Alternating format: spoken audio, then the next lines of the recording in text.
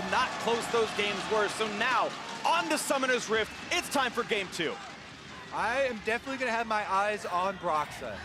Looking for some aggressive pathing here from the Xin Zhao to maybe even split the top side of the map and try and secure some area for Bwipo to work with. Bwipo is a very aggressive top laner, always looking for trades, and wants to be able to abuse this pick. See, my right eye, agree with you, will be on Broxa. My left eye, on the other hand, will look at the bottom lane from C9 and this Victor pick.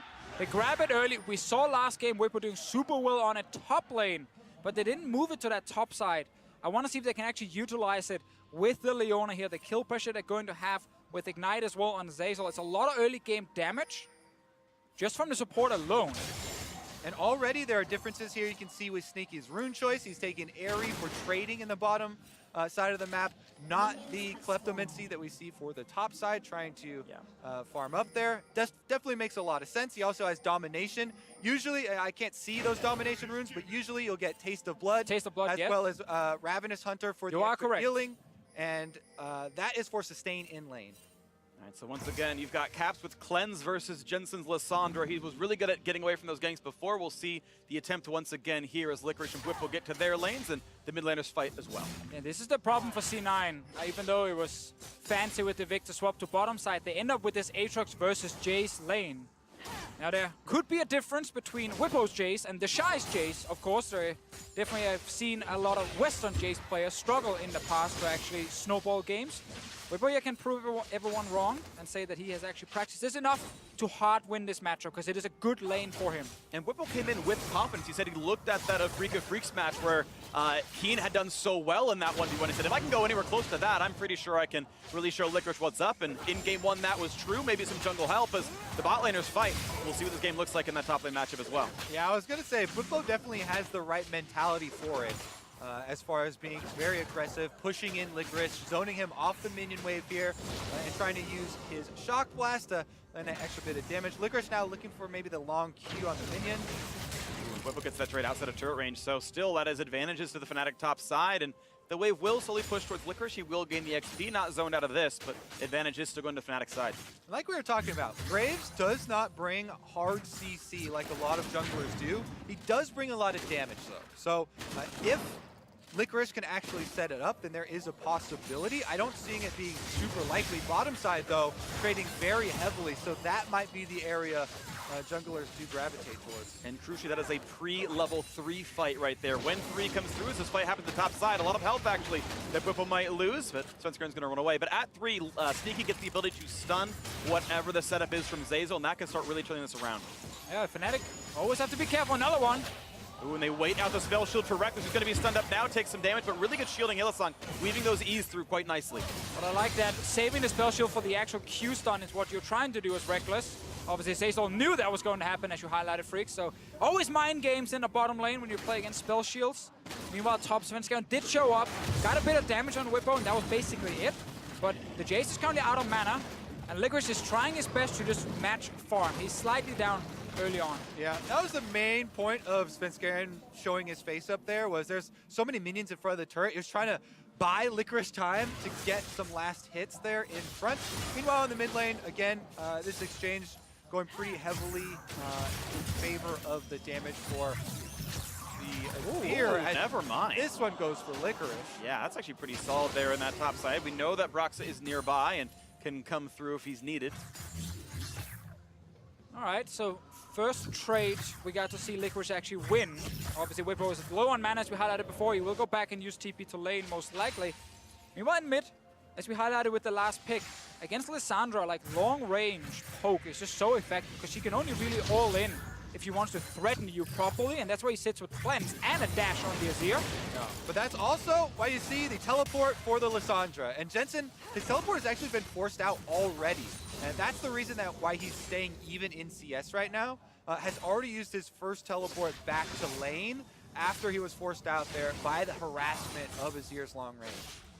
I want to see if C9 maybe go for a play into that mid side, though, and force the cleanse out early from Caps, then try again at 6 maybe, while the health bar is still low. And you have to give him kind of an itchy trigger finger to make sure he can stay safe. For now, both junglers have been farming, other than that one little peek towards topside from Svenskeren. We are kind of waiting for Broxa to pull the trigger first. It feels like on a Xin Zhao. Graves would love to just say, okay, no one's ganking anything. Let's just trade farm for like 10 minutes. That is great for Svenskeren specifically.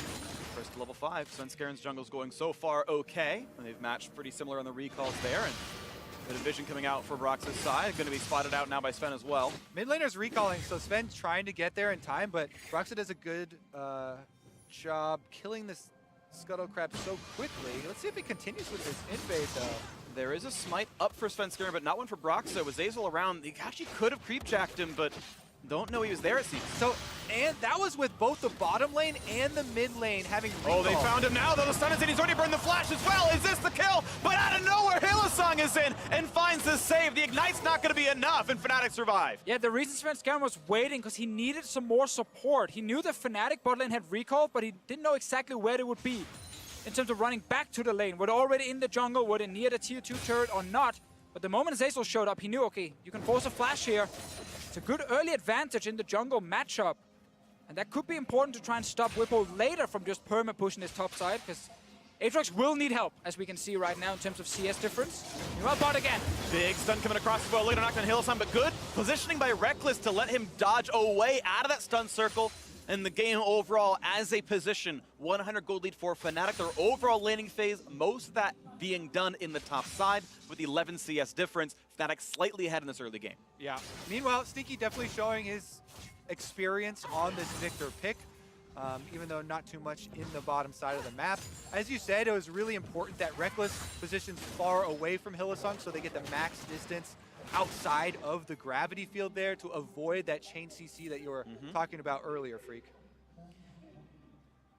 We will most likely see when they actually go for another all-in that they try and get onto the Sivir, but she cannot dash out of the stun from Victor the moment she gets CC'd. And as long as Zazel just holds on to his Q until spell shield is gone, he actually has the advantage because it's just a quick animation.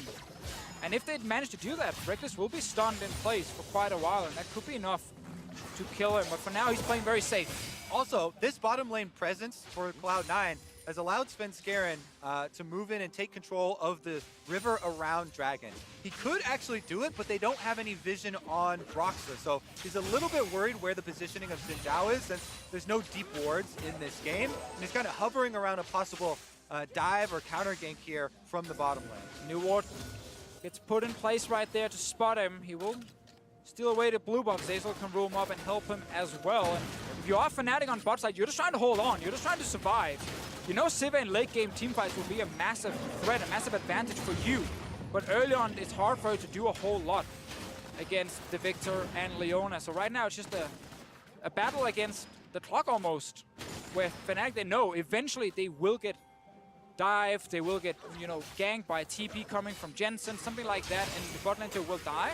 Okay, ult on a Reckless, though. He's not level 6, so he could lose a lot of health here. Burn Summoner, heal to get away from that fight. Ult down, and not another shot will land. See if the junglers actually do get involved, because they left behind a little bit of vision there. They've seen Broxah at the Gromp right now. Meanwhile, Svenskeren keeps up his power farm as well.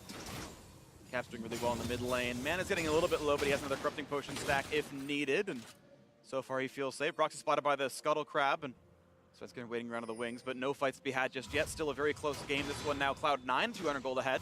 I think they want the 2v2 here, even though Cap's a little bit low on mana.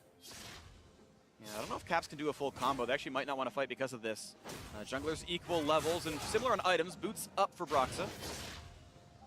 We also know if a fight breaks out in the bot side river, it's C9's bot lane that's roaming first to join and try and turn it around. Caps' job is effectively to try and keep this lane pushed. So if Jensen ever leaves, roam or TP, the turret will take a ton of damage, or Caps can decide to move instantly and try and match a counter gank in the bottom lane.